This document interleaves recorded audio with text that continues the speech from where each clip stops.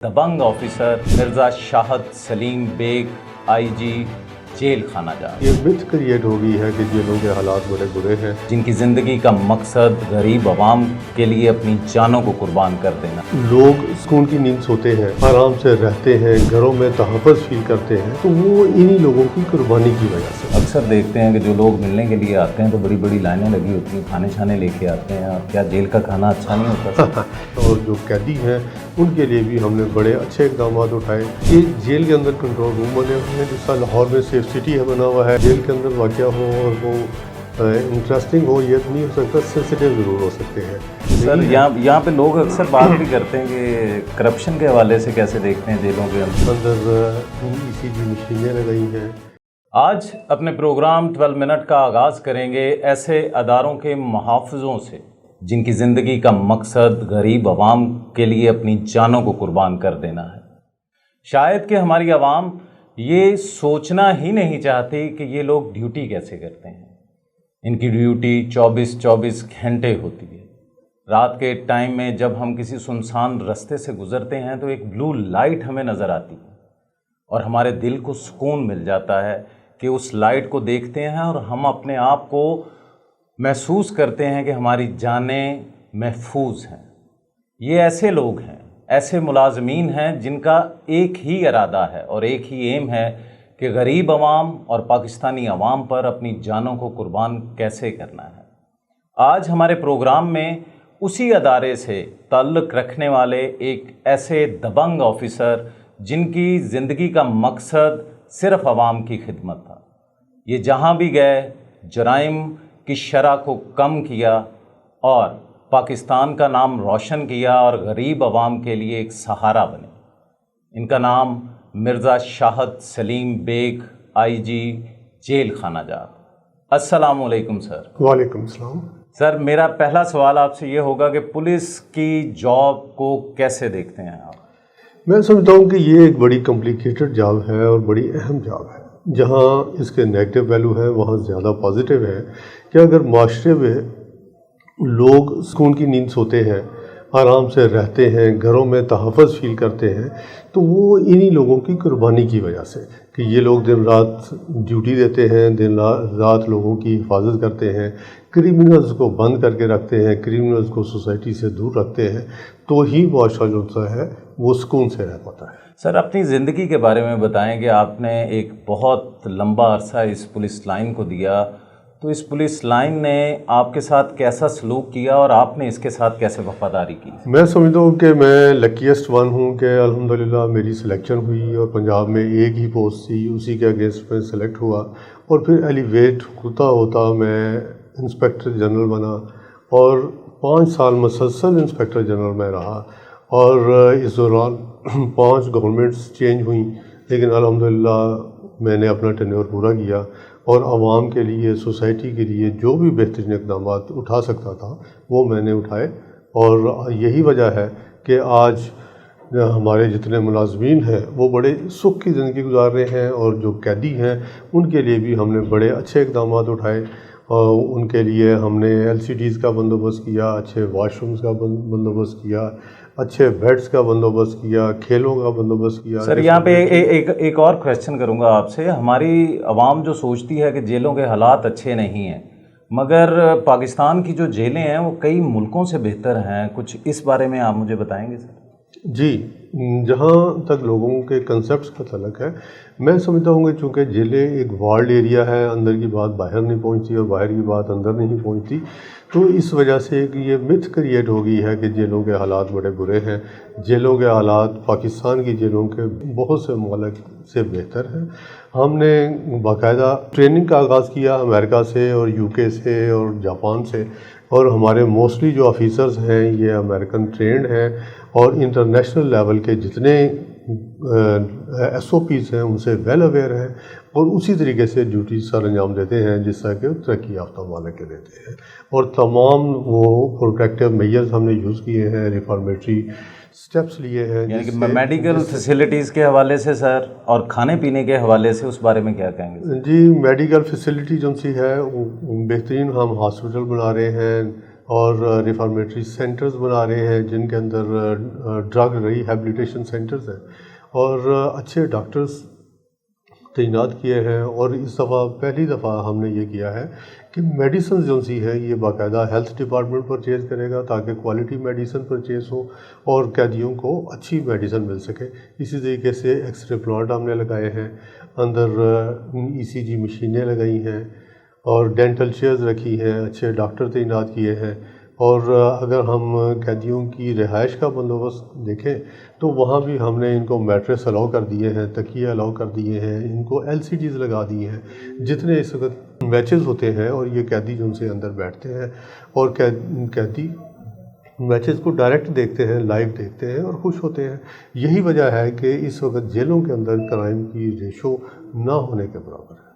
اور کھانے پینے کے حوالے سے سر کافی لائنیں دیکھتے ہیں, اکثر دیکھتے ہیں کہ جو لوگ ملنے کے لیے آتے ہیں تو بڑی بڑی لائنیں لگی ہوتی ہیں, کھانے شانے لے کے آتے ہیں. اور کیا جیل کا کھانا اچھا نہیں ہوتا سر؟ جیل کا کھانا بلا شبہ بہت اچھا ہوتا ہے, لیکن ہمارا ایک کلچر ہے کہ والدین چاہتے ہیں, بہن بھائی چاہتے ہیں, عزیز و اقارب چاہتے ہیں کہ جیل کے اندر جب بھی لے کے جائیں ہم کوئی نہ کوئی پھل لے کے جائیں, کھانے پینے کا سامان لے کر جائیں.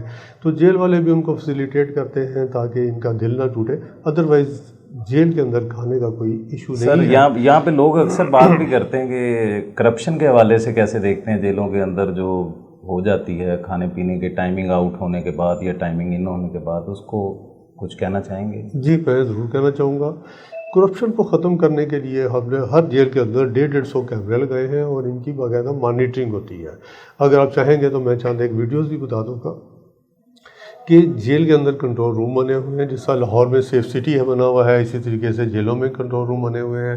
پھر DAG آفسز میں ایکسیس ہے اور IG آفس میں کنٹرول روم ہے, اور دور بیٹھ کے ایک ایک چیز وہ جیل کے دیکھ رہے ہوتے ہیں, جس کی وجہ سے اگر کوئی ایسا کام کرے تو وہ پکڑا جاتا ہے اور اسے قرار باقی سزا دی جاتی ہے. سر پاکستان کے اندر آپ کیا یہ سمجھتے ہیں کہ پاکستان کے اندر جیلوں کی کمی ہے سر؟ جیلوں کی کمی ہے بھی اور نہیں بھی. مثلاً ایسے اضلاع جس طرح خوشاب ضلع ہے اور چند ایک جیسے چنیوٹ ہے, چکوال ہے, ان اضلاع میں تو جیلیں نہیں ہیں, لیکن موسٹلی اضلاع میں جیلیں ہیں. تو اوور آل جیلوں کی کمی نہیں ہے, لیکن کمی جس چیز کی ہے وہ یہ ہے کہ قیدیوں کا, حوالاتیوں کا جلد ٹرائل ہو. اور اس وقت آپ حیران ہوں گے کہ جیلوں کے اندر موسٹلی انڈر ٹرائل بھرے ہوئے ہیں اور ان کے ٹرائل جو ان سے ہیں ان کی سپیڈ بڑی سلو ہوتی ہے, اور چونکہ وہ کنوکٹ نہیں ہوتے اور جیلوں کے اندر پڑے رہتے ہیں, جس کی وجہ سے جیلیں اس وقت اوور کراؤڈنگ کا شکار ہیں.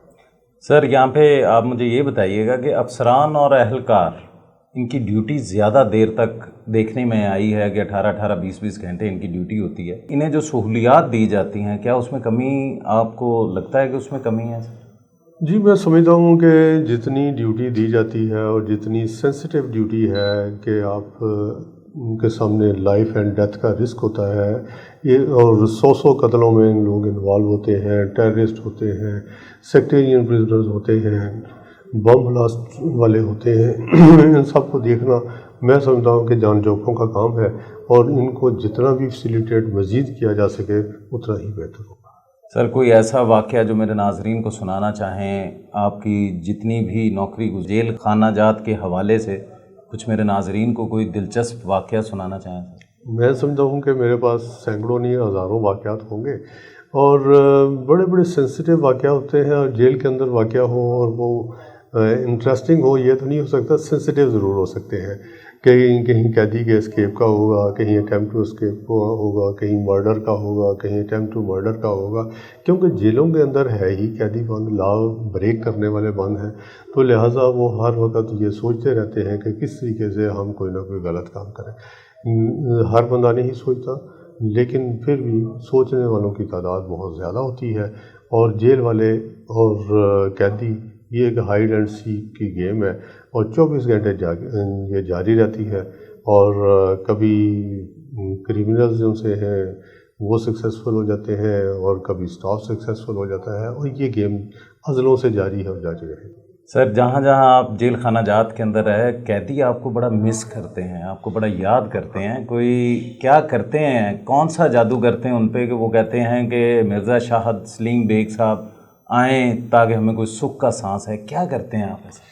دیکھیے میں نے ایک بیلنسڈ اپروچ اپنائی تھی کہ قیدی جو ہے اسے سہولت دی جائے، جتنی بھی جائز آپ سہولت دے سکتے ہیں وہ ضرور دیں، اور جہاں وہ غلط کام کرے اسے پنش بھی کریں، ایک بیلنسڈ اپروچ ہو۔ مثلا اس کی ہیلتھ کا خیال رکھیں، اس کی لیونگ کا خیال رکھیں، اس کے قریبی عزیز و اقارب ملاقات کے لیے آتے ہیں ان کا خیال رکھیں، کرپشن فری ایٹماسفیئر دیں، ان کے کپڑے دھونے کے لیے آپ لانڈریز کا ارینجمنٹ کریں، اچھی میڈیسن کا ارینجمنٹ کریں۔ تو یہ تمام انتظامات میں نے الحمدللہ کیے، اور ان کی گیموں کے لیے ہم نے جم بھی بنائے، اور اس وقت قیدی جو سے ہیں جم بھی کرتے ہیں، کھیلتے کودتے بھی ہیں، یہ سارا کچھ کیا ہے جس کی وجہ سے قیدی یاد رکھتے ہیں۔ دوسری طرف اسٹاف کی بات کریں تو میں واحد آئی جی تھا جس نے ساری عمر جو سی ہے اپنے اسٹاف کے حقوق کے لیے لڑتے ہوئے گزاری، اور الحمدللہ میرے دور میں جتنی پوسٹیں تھیں یہ اپ گریڈ ہوئیں، وارڈر گریڈ 5 سے 7 میں گئے، اور جو ہیڈ وارڈر تھے یہ 7 سے 9 میں گئے، چیف وارڈر 9 سے 11 گئے، اس طرح ریلیجس ٹیچرز کی اپ گریڈیشن ہوئی۔ سیلری جو سی ہے ہم نے بے تحاشا بڑھائی، میں سمجھتا ہوں اس پہ وہ بھی سر دیکھنے میں ہے آپ کے امپلائیز بہت دعائیں دیتے ہیں کہ جہاں پہ 25,000 تنخواہ تھی وہاں پہ 40,000 تنخواہ کروا دی آپ نے مختلف گورنمنٹ میں، پی ٹی آئی کے گورنمنٹ میں آپ نے بہت اس کے اوپر ایفرٹ کی، ان لوگوں کی ان امپلائیز کی تنخواہیں بڑھائیں۔ پھر نون لیگ کی گورنمنٹ میں آپ نے بڑی ایفرٹ نظر آتی ہے کہ ان سرکاری ملازمین کی جن کو کوئی پوچھتا نہیں، شاید کہ 25,000 میں گھر چلانا بڑا مشکل ہوتا ہوگا، ان کی دعائیں بھی تو آپ کے ساتھ ہیں سر، کچھ اس بارے میں کہیے گا۔ جی الحمدللہ اس وقت جو ہمارا محکمہ ہے پنجاب پریزنز، یہ پنجاب کا بیسٹ پیئنگ ڈپارٹمنٹ ہے۔ اس وقت ان کی سیلریز پنجاب گورنمنٹ کے کسی بھی محکمے میں سے سب سے زیادہ ہیں، فیسلٹیز سب سے زیادہ ہیں۔ ان کے بچوں کے پڑھنے کے لیے ہم نے اسپیشل ارینجمنٹ کیا، ایجوکیٹر اسکول سے ہم نے ایگریمنٹ کیا، پنجاب گروپ آف کالجز سے ایگریمنٹ کیا تاکہ بچے جو ان سے ہیں وہ کنسیشن میں پڑھ سکیں۔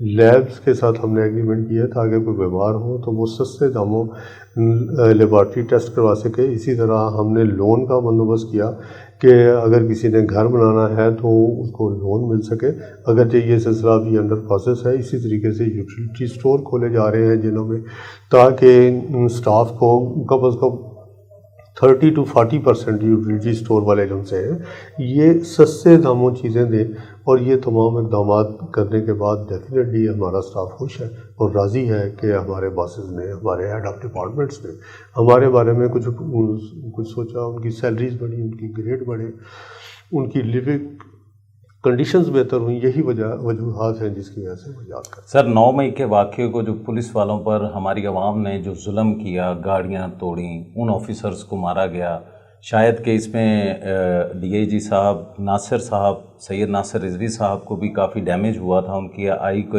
ان کی آنکھ کو پھوڑ دیا گیا تھا۔ تو سر کیا کہیں گے اس عوام کو کہ جو لوگ آپ کے محافظ ہیں، آپ انہی لوگوں پر لاٹھی چارج کرنے پر مجبور ہو جاتے ہیں؟ تو اس بارے میں کوئی میرے ناظرین کو بتانا چاہیے۔ میں سمجھتا ہوں کہ 9 مئی کے واقعات کی جتنی بھی مذمت کی جائے وہ کم ہے۔ ڈیفینیٹلی کسی نے ان کو اکسایا تو انہوں نے یہ اقدامات اٹھائے، اور اپنی ہی پولیس کے خلاف، اپنی ہی ایجنسیز کے خلاف، اپنے ہی فوج کے خلاف انہوں نے یہ کیا۔ اور میں یہ بتاؤں کہ 5000 سالہ انسانی تاریخ اٹھا کے دیکھی جائے، جس ملک کی فوج کمزور ہوگی وہ ملک ختم ہوگا۔ لہذا ضروری ہے کہ ہمارے ادارے، ہماری لا انفورسمنٹ ایجنسیز، ہماری سیو کرنے والی جو سی ایجنسیز ہیں، ادارے، یہ سب مضبوط ہوں تاکہ پاکستان مضبوط ہاتھوں میں رہے اور دن رات ترقی کرے اور آگے بڑھے۔ سر مہنگائی کے حوالے سے کیسے دیکھتے ہیں کہ جو آج کل مہنگائی ہے، یہ پی ڈی ایم کی گورنمنٹ میں کافی مہنگائی ہوئی، کوئی قرضہ لیا تھا $17 ٹریلین کا، تقریباً 18 کھرب کے قریب بنتا ہے سر، وہ سارا بوجھ ہی عوام پہ ڈل گیا۔ تو عوام بیچاری تو اب چینی، گھی، آٹے کی لائنوں میں بھی نظر نہیں آتے، لوگ فاقے کاٹ رہے ہیں۔ سر اس مہنگائی کے حوالے پہ کچھ کہنا چاہیں عوام کو، کوئی ہمدردی کے الفاظ دینا چاہیں سر؟ میں یہ سمجھتا ہوں کہ جب تک ہم اپنا ماڈل ٹھیک نہیں کریں گے، قرض لے کے ملک کب تک چلے گا؟ ملک نہیں چل سکتا، چاہے کوئی گھر ہو وہ بھی نہیں چل سکتا۔ ضروری ہے کہ ہم پروڈکٹیو سائڈ پہ آئے، اپنی انڈسٹری کو ترقی دیں، اپنی ایگریکلچر کو ترقی دیں، نئے ڈیم بنائیں، اور نئی کمپیوٹر کے اندر ہم ترقی کریں، نئی چیزوں میں آئیں टेस्ला गाड़ियाँ बनाएं, एरोप्लेन बनाएं और इस तरह की मशीनरी बनाएं, एक्सपोर्ट करें, तो ही मुल्क तरक्की करेगा और मादनियात को हम एक्सप्लोर करें। जब तक हम ये नहीं करेंगे कर्ज़ लेके मुल्क नहीं चलेगा और अल्टीमेटली मुल्क कर्ज़ों तले डूबता ही चला जाएगा। सर, गरीब अवाम और पाकिस्तानी अवाम को कोई पैगाम दें सर, ताकि हौसला अफजाई हो इस महंगाई के दौर में। मेरा ये पैगाम है कि हर शख्स दिलो जान से मेहनत करे और मेहनत करके इस मुल्क को उठाए। अगर हर शख्स अपने घर जाके सही तरीके से सिंसियर होकर मेहनत करेगा और पॉजिटिव सोचेगा तो डेफिनेटली ये मुल्क तरक्की करेगा। अगर आप कहते हैं कि सिर्फ चंद लोग मेहनत करें, हुक्मरान मेहनत करें, फलां मेहनत करें, तो ये पॉसिबल नहीं होगा। हर एक को ज़िम्मेदारी का मुजाहरा करना होगा, तभी मुआशरा तरक्की करेगा। आखिर में नाज़रीन, मैं सिर्फ इतना कहूँगा कि Mirza Shahid Salim bag, IG jail खाना जात जैसे ऑफिसर्स को पाकिस्तान में होना चाहिए, बल्कि और ऑफिसर्स भी इनके नक्शे कदम पर चलें ताकि हमारे गरीब लोगों को इंसाफ मिल सके।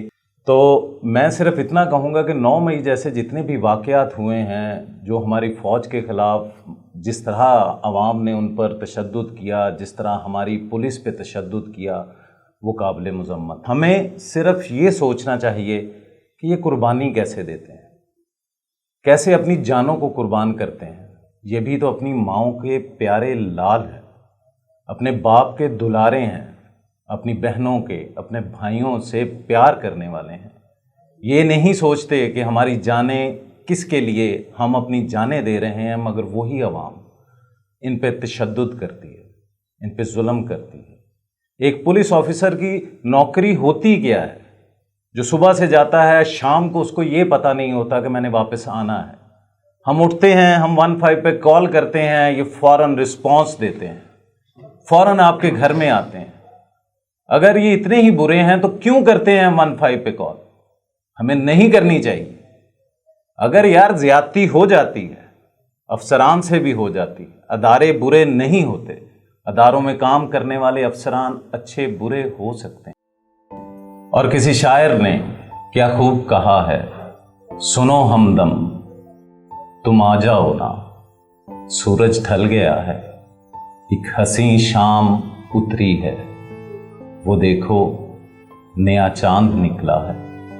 मेरी मुंतजर आंखें, दुआ मांगती आंखें, तुम्हें सोचती आंखें, तुम्हें ढूंढती आंखें, तुम्हें वापस बुलाती आंखें। ये दिल जब भी धड़कता है तुम्हारा नाम लेता है। ये आंसू जब भी बहते हैं तुम्हारे दुख में बहते हैं। खुशी कोई भी आए तुम्हारे बिन अधूरी है। सुनो सुनो तुम आ जाओ ना, तुम आ जाओ ना। अपने मेज़बान को इजाज़त दीजिएगा।